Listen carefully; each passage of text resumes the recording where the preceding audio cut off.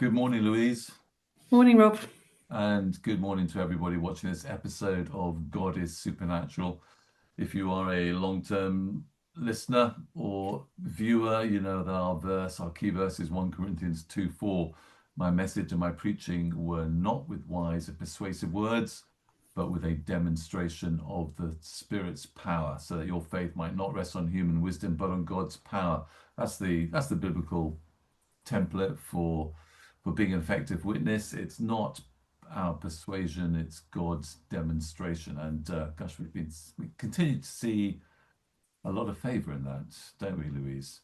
We have, yeah, particularly last Thursday, we had our online healing rooms, and we saw a lot of transformation and change in a lot of the individuals that came for prayer. Really, really amazing and really faith building as well. Yeah, I always think because we've had the summer break, so we take a break from a lot of our kind of standard ministries. Um, it's always very encouraging when you come back from a break and God is still there. Absolutely, yeah. And Like he's I said, it just encourages you to do it more, to step out more. Yeah. Yeah. So we're gonna have a look at those testimonies, guys, and talk through them. But this is all with one aim, and that aim is to encourage every Christian to step into the supernatural power of God. Paul makes it clear in that 1 Corinthians 2:4. Your persuasion isn't going to do the job. I mean, people's faith relying on your good arguments is just not the answer. People's faith has to rely on the power of God. It has to rely on an encounter themselves with God. So, stepping into the normal Christian life is the only way that we should live this Christian life. Being some kind of a secular Christian, which is, I think, largely what Western Christianity effectively is, a cognitive, mental experience rather than a spiritual experience. Make it a spiritual experience. So, online healing rooms. So, we do those. If you need prayer for healing, guys, it's a click away. You can come online, sign up. Our next one is, when is our next one, Louise? Oh, fourth Thursday of October, which is it the 23rd of October? 23rd of October. You can sign up now. We only have space for how many? 14, 12, 12. 12, yes. 12 people. That's a lot actually, but they get booked up, guys. They get booked up. So come along. Anyway, period of a break. We go back into it. You met last Thursday, and I've looked at all the testimonies. We'll see how many we can go through today. But God was just so amazingly faithful again. Just Yeah, it so take was. us through the first one. A lady. Yes. So in all of these, I wasn't doing the praying, but was doing the welcoming and the debriefing. But the first lady that we're going to talk about, the team invited the Holy Spirit and they found themselves praying into breaking of soul ties following a divorce. Yeah. Um, Had she mentioned that, or did that kind of just in? yes, like she'd mentioned the broken relationship.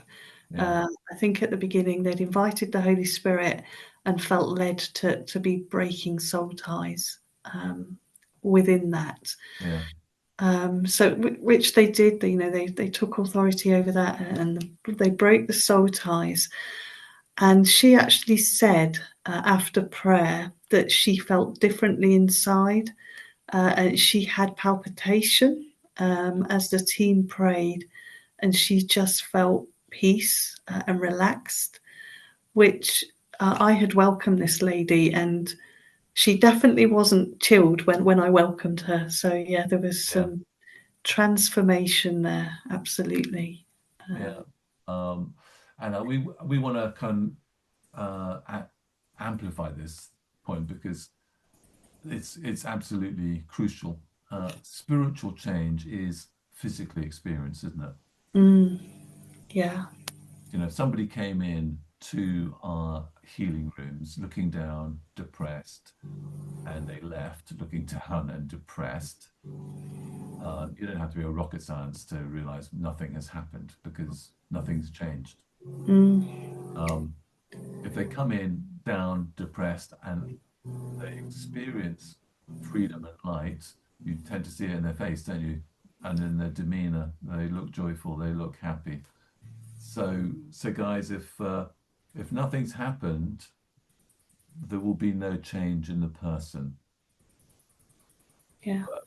When spiritual power is present and spiritual activity has taken place, you see the results are demonstrable, aren't they? Yeah. And I think sometimes it's not just kind of emotional change, but it can be physical change where your body's not been functioning right. Yeah. Once things are sorted out spiritually, the physical returns to normality as well. Yeah, undoubtedly. So that was her, and that's great. She came in one way, she's left another way. Let's talk about somebody else who again, a lot of emotional trauma, but layers and layers of this. Do you want to take us through that? Yeah. So again, for this lady who the team was praying for, the Holy Spirit just highlighted that she needed to forgive a whole host of people. She'd been, well, life sounds like it'd been really tough for her. So she had been given up for adoption. Her parents, biological parents, she was the result of an affair, and her father had wanted to keep it all very much secret. So she was given up for adoption and brought up by some step parents. And then she'd also gone through a broken marriage, and also the marriage that she's now in. She was having difficulties with that. So, like I said, an awful lot of pain and hurt, and I guess she's just needing healing from that. Yeah. Again, this team were led by the Holy Spirit just to be breaking soul ties, particularly with the ex-husband. They felt like naturally that there was a lot of anger, frustration, and hurt, and it was hard for the lady to let go of this, but she did in the end, and as a result, she said that she felt warm inside. Yeah. She felt that some inner healing had gone on, and again, she just went away smiling, completely different to how she was when she came in to be welcomed.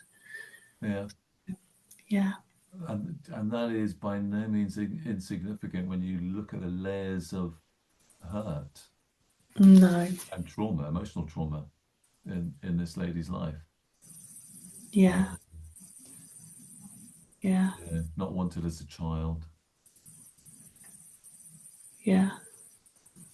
And the enemy can just really use that to keep you where you are, can't he? Yeah. Yeah. No, And we're not talking about a young lady, are we? no. This is the older lady. Yeah. So, like, what would you put her age at? Late 60s, early 70s, I would Yeah. say. Yeah. So to kind of be facing maybe a potential marriage breakup at that age, that in itself is also traumatic, isn't it? Yeah, absolutely. Yeah. Yeah. So I think it's just worth saying to then experience an internal change of and physically when the Holy Spirit's present, warmth is a key indicator, isn't it? Yes. Yeah, and she definitely experienced that. Yeah. Yeah, that warmth inside and that healing going on and smiling at the end of it. Yeah. That's amazing. That's a big shout out, Louise. Yeah. She acknowledged there was still more work to be done, and she was going to come back and sign up again, which is great. You know, we talk about layers of an onion, don't we? And when you've been through a lot, that is often how it happens. The spiritual change. Well, a big shout out to the team. Yeah. Pray for her, and many thanks to the Holy Spirit. So Yeah. from that one end of the spectrum, age spectrum, to another. So Yes. this is a teenager, came on with his mum. Yes. So I guess he looked about 14. We have met Mum before. Mum's been and received prayer, but he came with Mum. And as we were welcoming them together, he didn't really want to engage, so he was kind of looking down, and Mum was doing all the talking. I tried to engage a little bit, but it was obviously he didn't really want to. So I did just went through the formalities, let them know how it was going to go, and then we put them through to the prayer team. I just want to ask a question, Louise. So we say that for prayer to be effective, people they need to want it, don't they? Yes. I mean, that's the general rule. I mean, if someone's unwilling and they're there against their will, this is not going to be a productive or fruitful engagement, is it usually? No, definitely not. So put that out there, because it seems like maybe there was some, well, it could just be shyness or maybe some reticence. Yeah.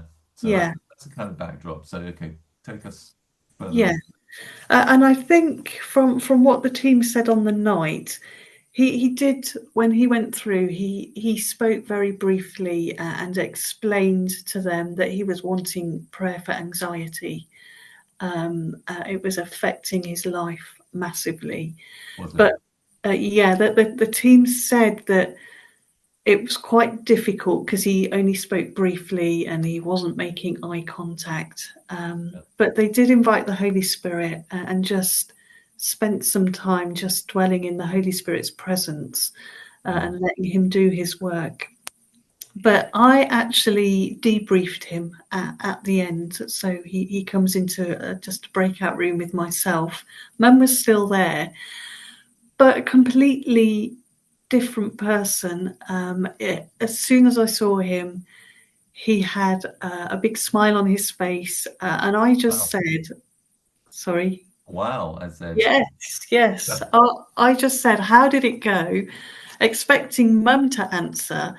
And he answered straight away, eye contact. It was lovely. It was really good. And he said that he was going away feeling really peaceful. So again, a completely different person from beginning to when he left. And for someone who experiences constant anxiety, that kind of feeling inside, that's tremendous. Yes. Particularly for a teenager, 14. I mean, that's just such a crucial age, isn't it? Yeah, and the impact is massive, isn't it? When you're still at school, and social interaction is often the be all and end all for many young people, isn't it?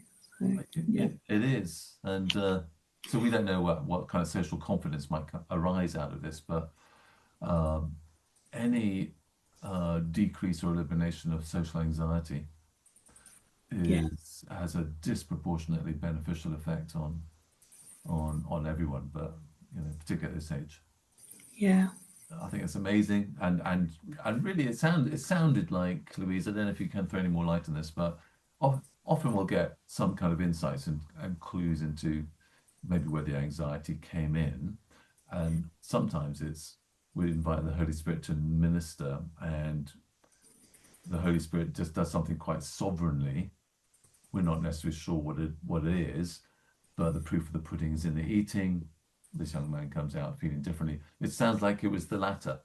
Yes, because I was so as a team, we come back and we feed back how prayer went, and it was almost like the team were like, "Oh, I'm not really sure there was any improvement there." They and I was able to say, Well, actually, I did debrief, and I can tell you there was definitely some, visual change, the fact and physical change, that the fact that he was interacting and smiling was massive difference to how he was in the beginning. So they were encouraged by that.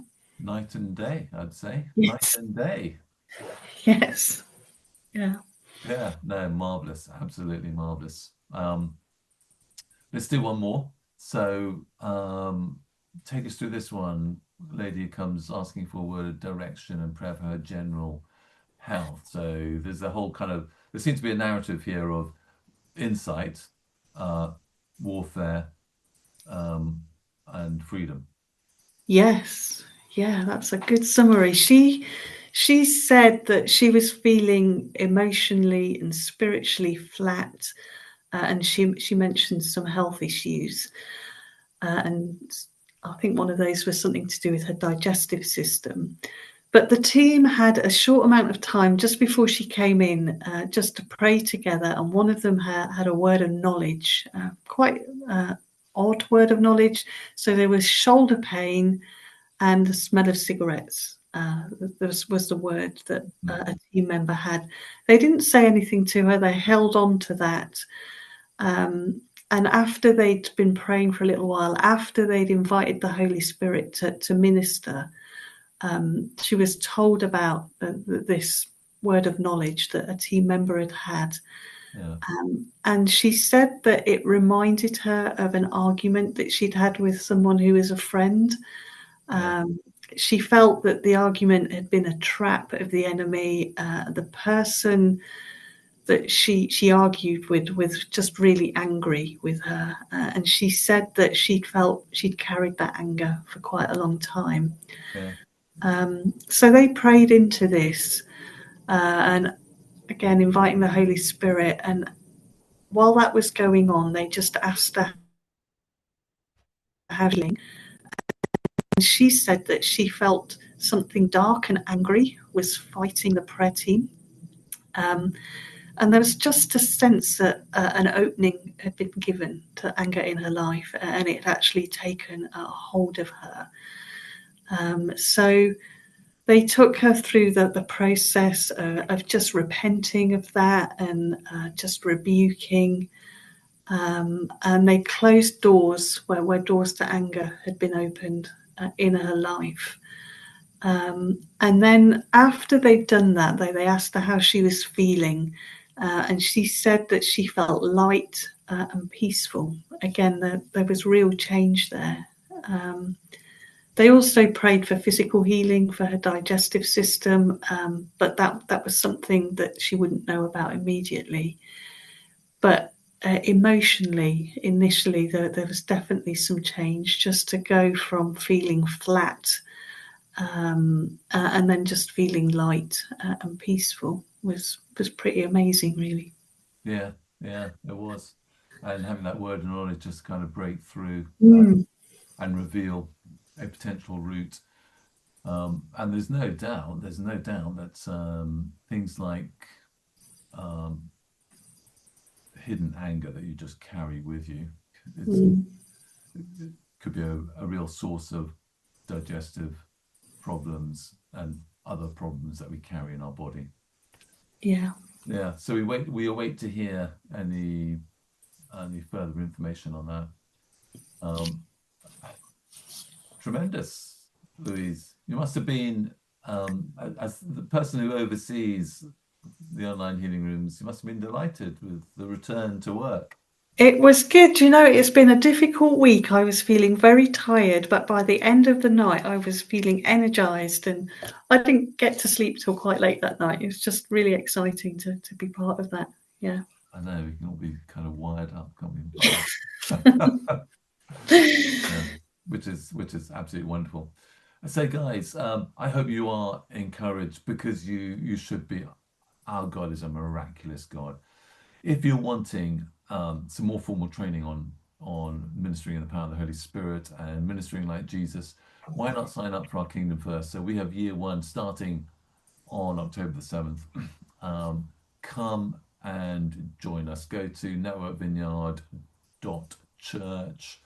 go to events and sign up. We would love to have you with us. Our mission is to make empowered disciples, which are normal disciples, but not so much in the West. Empowered disciples, that is our destiny. So do join us, and we look forward to having you with us next time. God bless.